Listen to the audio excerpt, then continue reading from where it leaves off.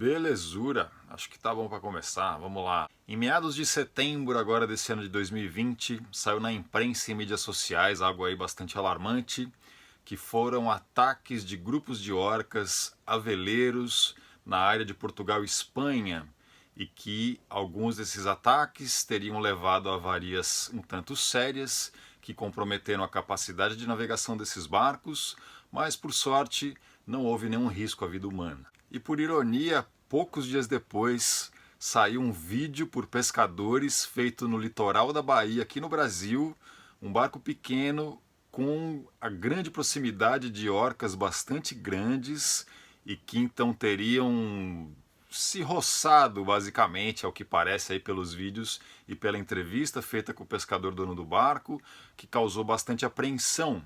Então isso levou, né, a pessoas a se perguntarem se então no Brasil a gente estaria sujeito aos mesmos problemas de possíveis ataques a veleiros.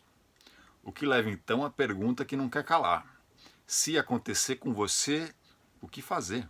E eu então, como biólogo e navegador de veleiro, que sou encantado com o mundo submarino, marinho desde criança e que já tive a grande oportunidade de ver orcas em grande proximidade com o barco, brincando como se fossem golfinhos, achei que seria importante, interessante então vir a público e dar aqui a minha opinião a respeito. Eu aqui no canal Homo Sapiens tenho vestido o chapéu de navegador, mas hoje eu vou então vestir o chapéu de biólogo. Sejam muito bem-vindos a mais um vídeo do canal Homo Sapiens.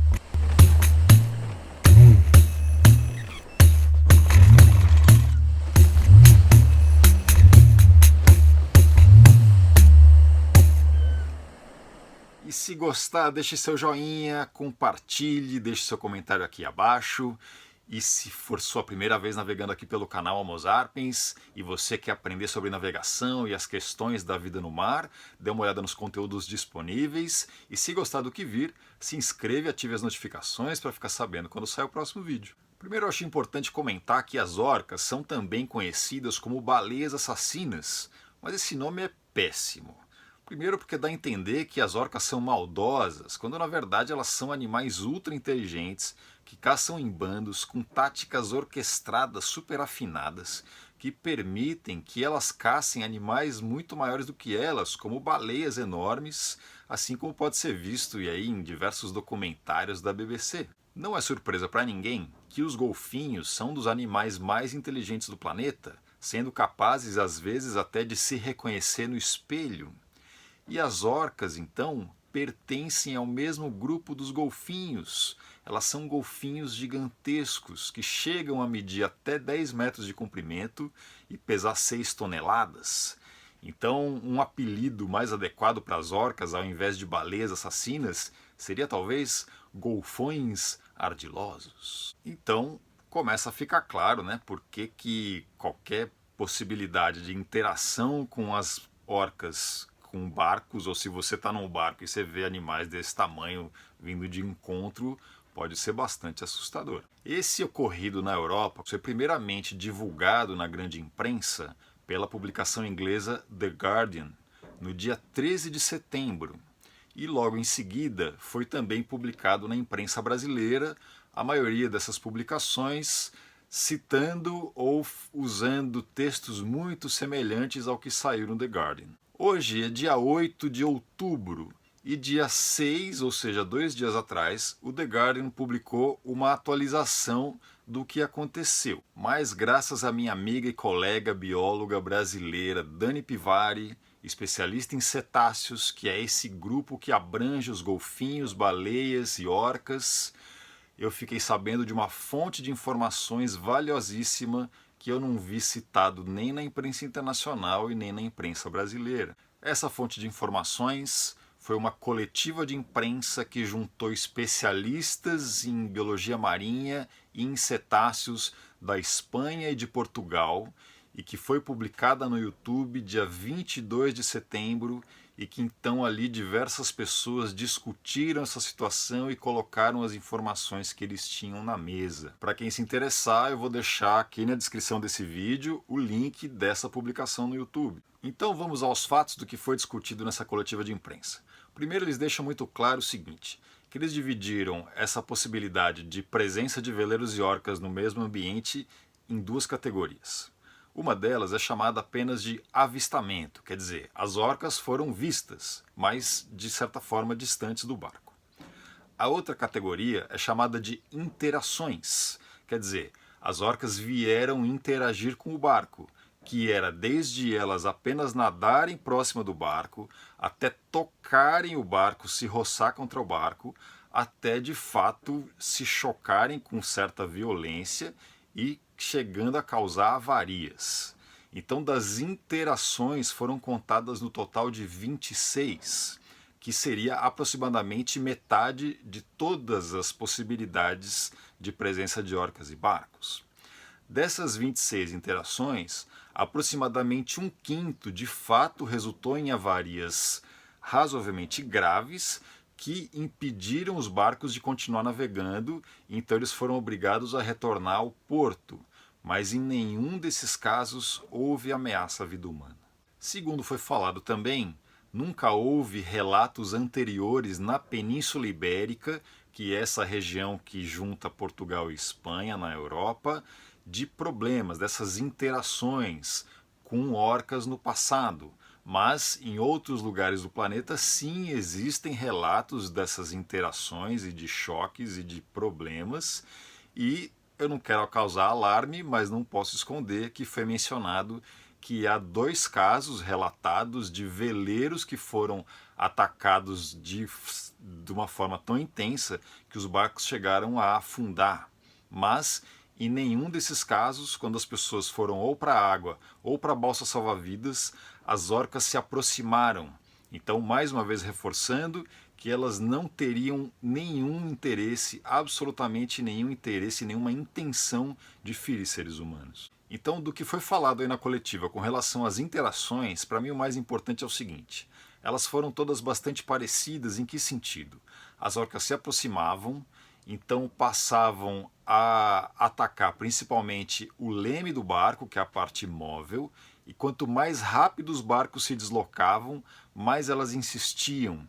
Quanto mais ou o piloto automático ou as tripulações procuravam corrigir o rumo, porque com os impactos o barco queria sair do rumo, né? Quanto mais isso era corrigido, mais as orcas insistiam.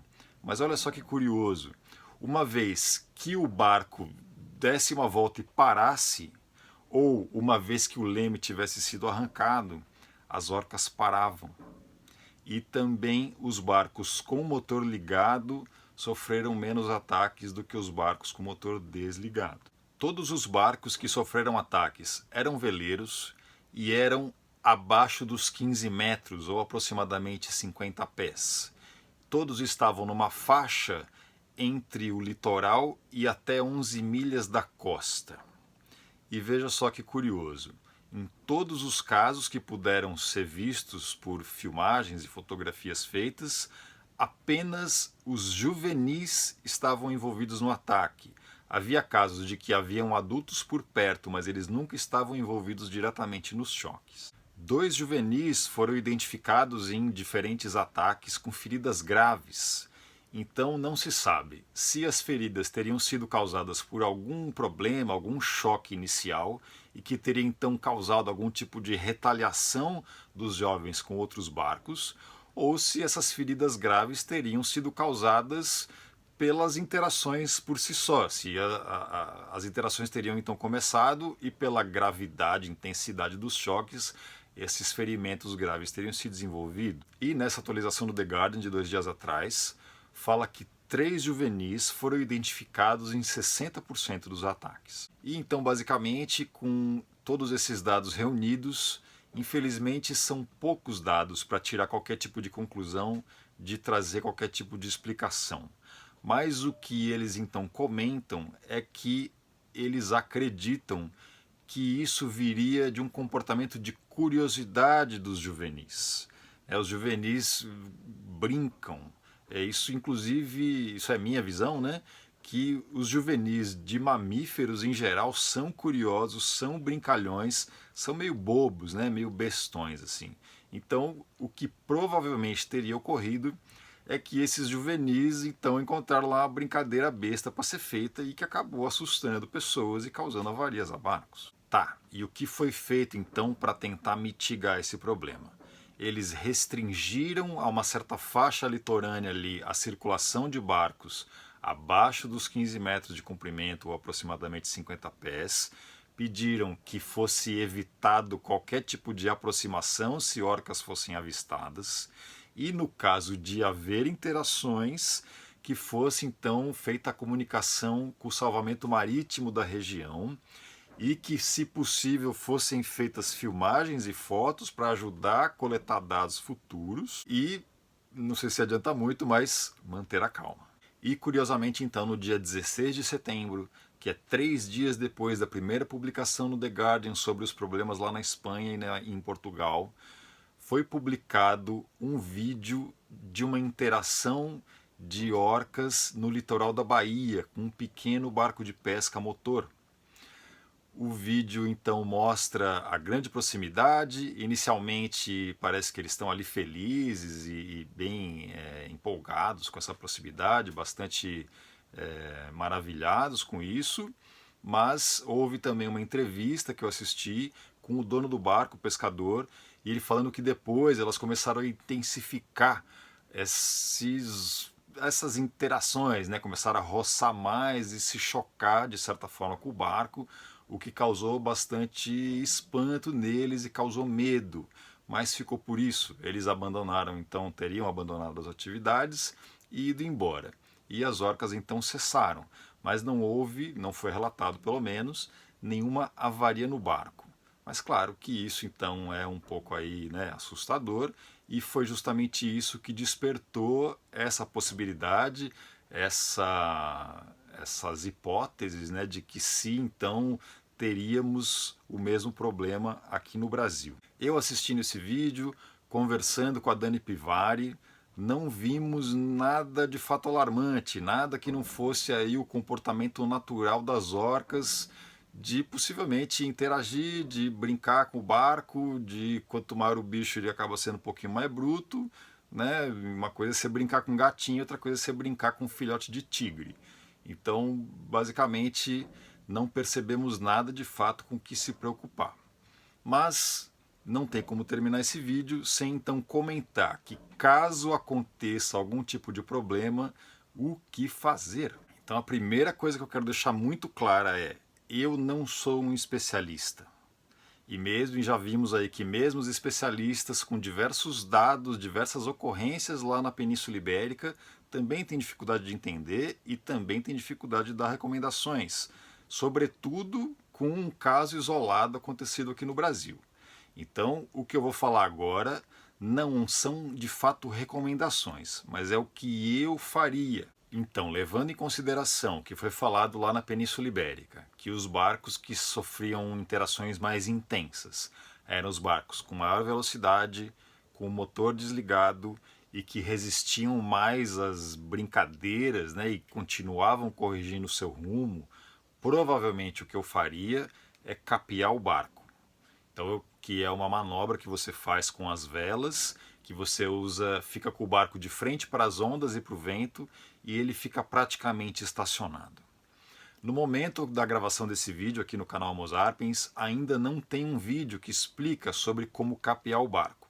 Mas se você estiver assistindo esse vídeo no futuro, e caso esse vídeo já tenha sido feito, vai aparecer aqui em cima um cardzinho indicando o link para esse novo vídeo. Se o seu barco for a motor, é possível capear o barco também, né? Basicamente, o que é capear? É você ficar com o barco de frente para as ondas e para o vento. Na verdade não é bem de frente, é um pouquinho de ladinho, é um 3/4 ali de frente, né? Pegando o mar e o vento na bochecha, que é essa partezinha lateral aqui da proa.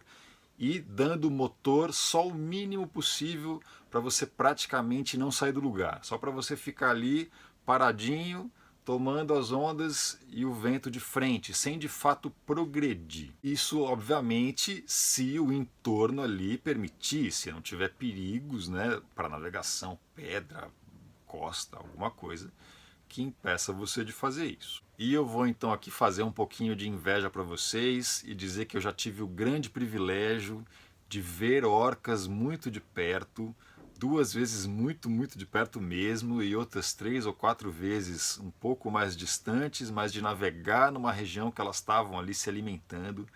E isso é uma coisa assim linda, uma coisa incrível, né? Essa possibilidade de testemunhar a natureza funcionando é a coisa mais linda possível.